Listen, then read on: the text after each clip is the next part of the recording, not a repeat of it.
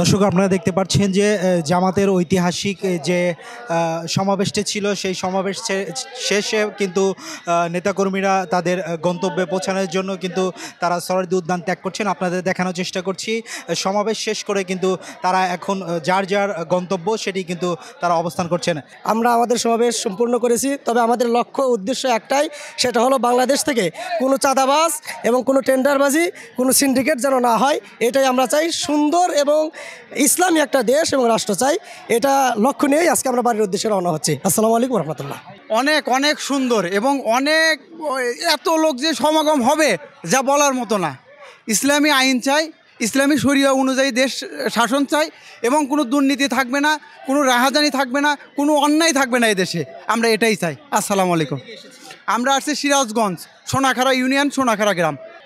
আজকের সমাবেশ অনেক সুন্দর, শান্ত, সুষ্ঠু ছিল, যা বিগত অন্য অন্য দলেরা তা করতে পারে না। আমরা বাংলাদেশ জামায়াত ইসলামী তা প্রমাণ করে দিয়েছি।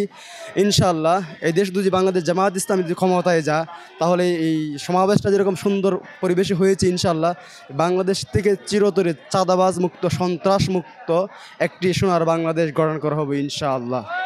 আমি দাঁড়িপাল্লা এই জন্য ভোট দেবো, দাঁড়িপাল্লা যদি ক্ষমতায় যা তাহলে সবার অধিকার ফিরে পাইবো আমরা ইনশাআল্লাহ।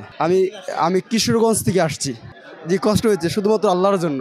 এখন আলহামদুলিল্লাহ আসতে পেরে অনেক ভালো লাগছে, যে কষ্টটা ছিল এই সময় আসতে পেরে অনেকটাই হয়ে গেছি, মানে এখন আলহামদুলিল্লাহ কোনো কষ্ট নেই এখন আর, আলহামদুলিল্লাহ। দর্শক আপনাদের দেখানোর চেষ্টা করছিলাম যে ঐতিহাসিক যে জামাতের যে সমাবেশ ছিল সেই সমাবেশ শেষে কিন্তু নেতাকর্মীরা তারা কিন্তু বাসার উদ্দেশ্যে রওনা হয়েছে এবং তাদের ভিতরে যে একটি উচ্ছ্বাস সেটি কিন্তু আমরা দেখতে পাচ্ছি। জামাতের যে আমির সে কিন্তু বক্তব্য দিতে আবেগঘন মুহূর্তে পরিণত হয় এবং অসুস্থ হয়ে যায়।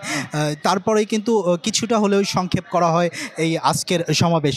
আপনাদের দেখানোর চেষ্টা করছি যে হাজারো মানুষের ভিড়ে কিন্তু এই সমাবেশ উদযাপিত হয়েছে এবং সাধারণ মানুষ এবং নেতাকর্মীরা কিন্তু তারা এখন বাড়ির উদ্দেশ্যে রওনা হয়েছে, সেটি কিন্তু আপনাদের দেখানোর চেষ্টা করছি।